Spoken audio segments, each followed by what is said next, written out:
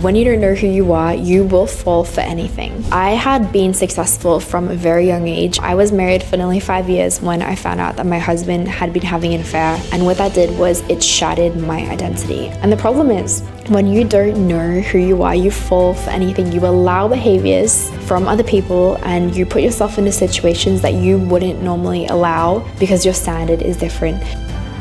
So today's video is called Identity Crisis, and this is something I can speak to from very personal experience. I walked through a total identity meltdown, my midlife crisis, when I was 24, 25, and even down to getting the sports car and all of the things that people joke about, but that was my reality. My whole life fell apart because I didn't know who I was and I lost all sense of my identity. And if you were just joining now, this is video 6 in a series called For the Girl in the Storm, and I'm creating this for the person who is walking through what I experienced. Now, I was married for nearly 5 years when I found out that my husband had been having an affair, and what that did was it shattered my identity. And I mean, the problem with that is, we'll get into it, when you don't know who you are, you will fall for anything. I had been successful from a very young age, and I don't say that in an arrogant way as much as it was a fact, and that's how I perceived myself. I was always Robbie who was pretty, Robbie who was smart, Robbie who graduated university with a double degree. I took over my dad's dental practice with him. We scaled the practice to 7 figures. We did incredible work. I was living my dream job. People who were 30 years older than me were coming to me for advice when it came to orofacial myology and dentistry, and I loved it. I had so much pride in it because I was good at it. I took it serious. Now, I had my identity in all of these things, right? Robbie as a wife. I had met him when I was 13. We got engaged when I was 19, married at 20. This to me was such a point of my identity. I was Robbie the wife. I was Robbie who was doing dentistry. I was Robbie who was successful from a young age. Now, I challenge you, sit down, pause this video, write down, like, what is your identity? If you had to describe yourself, what are those things? Now, for me, what I learned very much the hard way was that if you put your identity into things that are fickle, that can change in an instant, then your identity is not solid. When this marriage fell apart, everything else fell apart as well, because it wasn't stable, because these were things that could change in an instant. I didn't want to do dentistry anymore. It felt synonymous with a version of me that didn't exist. And the problem is, when you don't know who you are, you fall for anything. You allow behaviors from other people and you put yourself into situations that you wouldn't normally allow because your standard is different. My hope in all of this is that if you're watching this, if you walked through a season or you're in this right now where somebody has betrayed you or let you down, that you understand that these things can shake your confidence, they can break your heart, and they're horrible, but they can't break you if your identity is rooted in the right things. So it took me way too long to try to rebuild my identity in all of the things that the world tells us that you should rebuild it in, to still realize that I didn't know who I was. Now, I've talked before about hitting rock bottom. Now, rock bottom is this place where you feel like nothing else worse could happen, where you feel like there is nowhere to go but up. Now, I want to talk about hitting rock top, because I hit rock top.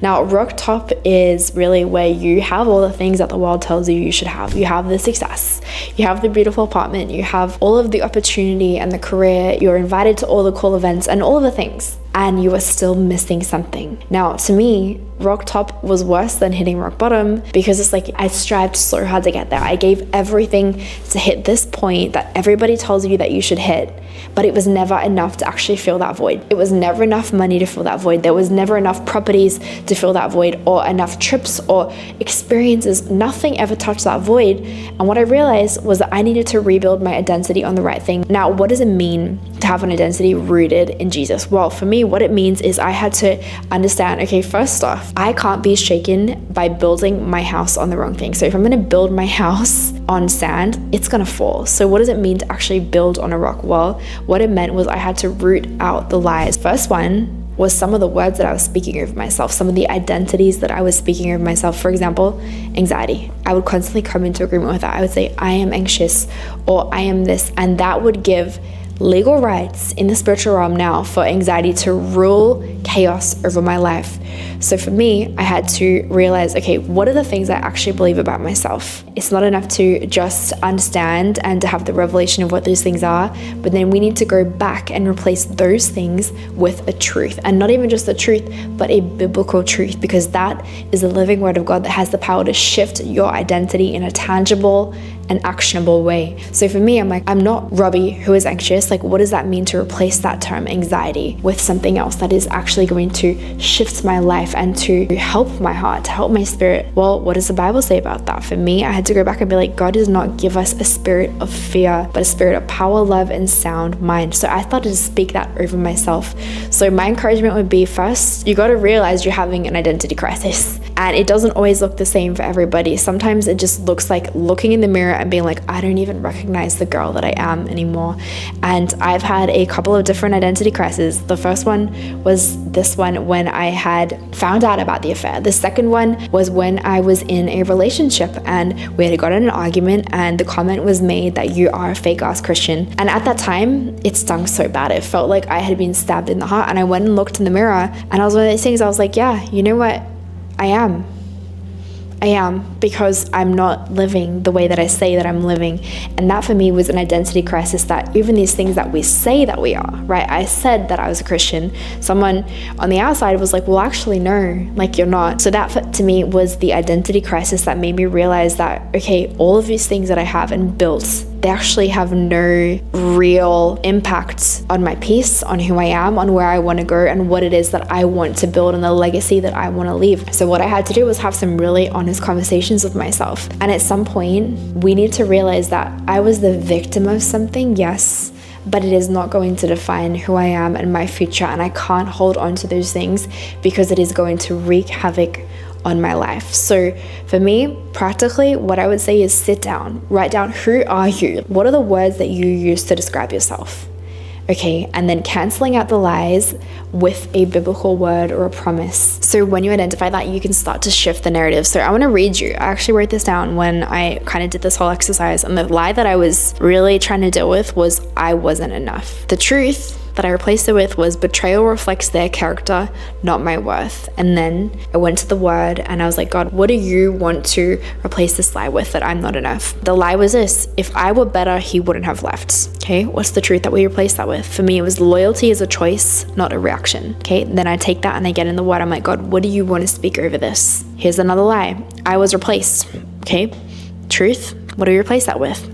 You are not interchangeable, you are distinct. What is the biblical truth that we're going to replace that with? Now, another thing that I think is really powerful is the mirror rule. And I would go to the mirror and I would look in it and I would say, you look exhausted. Like, what am I speaking of myself? The first thing that I think about myself in the day is negative. So then I started replacing that. Real encouragement and real words. Things like, I am chosen by the living God. And it took me a really long time to realize this, that I wasn't replaced, I was released. And that was a huge revelation. And I started to build my identity on things that actually mattered. Things that couldn't be taken from me. Things like character, my integrity, my peace, things that couldn't be bought, the way that I treated people, the characteristics of Robbie and who I am as a daughter of the living God. Now, I've heard that before in church growing up. It's like, okay, your identity is you were ordained before the formation of the world and God knows how many hairs are in your head. And I'm like, that all sounds great, but what does it actually look like to get a revelation of that? Well, for me, it was out of desperation. It was because I tried everything else. I tried all the labels and the titles and the degrees, the finances, the followers, and none of that was enough to give me a solid identity that couldn't be shaken. And I really had to rebuild my whole life and my whole identity. And guess what? It is never too late to get a revelation of who it is that God says that you are and who it is that He's called you to be.